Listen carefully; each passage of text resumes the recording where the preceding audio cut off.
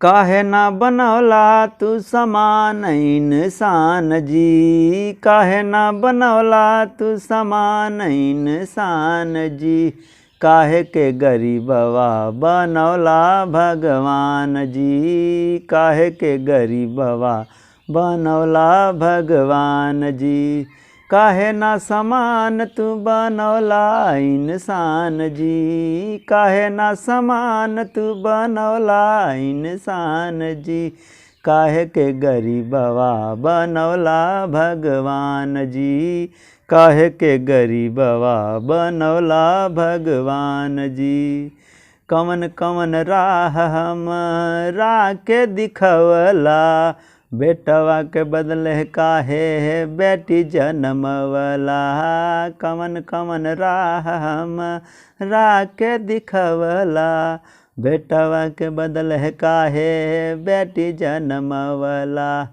काहे के समाज में बनवला बेईमान जी, काहे के समाज में बनवला बेईमान जी।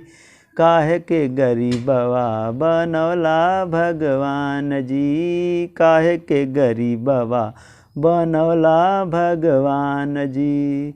केहू ना दिखात बाटे दहेज के विरोधी, सब ही भइल बाटे धनवा के लोभी। केहू ना दिखात बाटे दहेज के विरोधी, सब ही भइल बाटे धनवा के लोभी। धरती पे रह के ख्वाब देखे आसमान जी, धरती पे रह के ख्वाब देखे आसमान जी।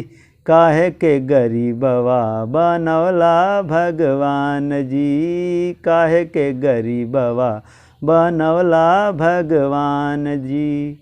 आनंद अनवादी तनी करा विचार हो, दहेज प्रथा के कुछ करा उपचार हो। आनंद अनवादी तनी करा विचार हो, दहेज प्रथा के कुछ करा उपचार हो।